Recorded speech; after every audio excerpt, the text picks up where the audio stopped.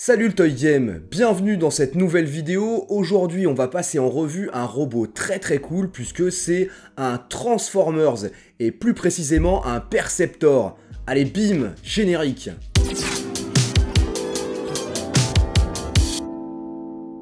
Il s'agit donc d'un Perceptor issu du film Transformers Battle for Autobot City, sorti en 1986. C'est d'ailleurs pour ça qu'il est écrit 86 sur le côté de la boîte. Une boîte fenêtre plutôt réussie donc, avec des illustrations que je trouve très sympas, mais ouvrons-la pour voir ce que ça donne précisément. Pour le moment il est bien sanglé, mais on va le libérer après. Il vient bien entendu avec sa petite notice, à noter qu'il se transforme en microscope et en canon anti-aérien en une vingtaine d'étapes. Et dans la boîte, il y a également un petit fond visuel pour l'exposer en mode diorama. Mais trêve de plaisanterie, il est temps de libérer la bête. Alors bien entendu, vous l'aurez deviné, il ne s'agit pas d'un jouet de génération 1, mais bien d'une réédition sortie ce printemps 2022 dans sa version Deluxe.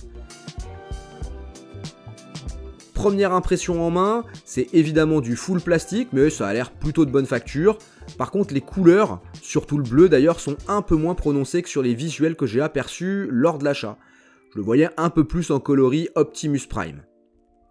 Il mesure environ 12 cm de haut, il est plutôt bien articulé. Allez, on va tester tout ça. Autobots, transformation.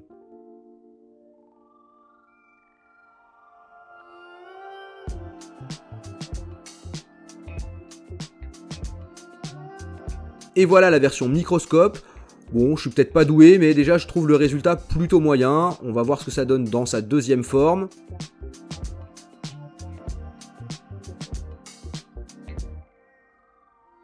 En mode lance-missile, c'est déjà plus convaincant. Bon alors, verdict. On est quand même sur du jouet pour enfants. À part ça, c'est plutôt un chouette robot. Comme je l'ai dit à l'ouverture, je suis un peu déçu des tons un peu pâles.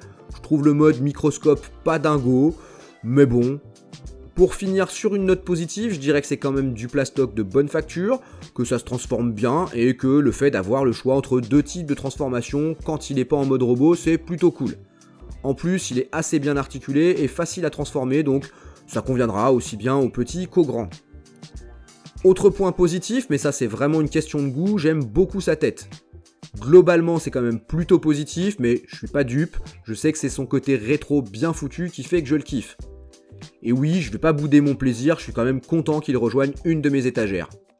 Et bah voilà, on a fait le tour de la question. Moi je vous ai dit très franchement ce que j'en pensais, c'est-à-dire plutôt du bien, même s'il n'est pas exempt de critiques. Mais vous, qu'en avez-vous pensé? Dites-le nous en commentaire.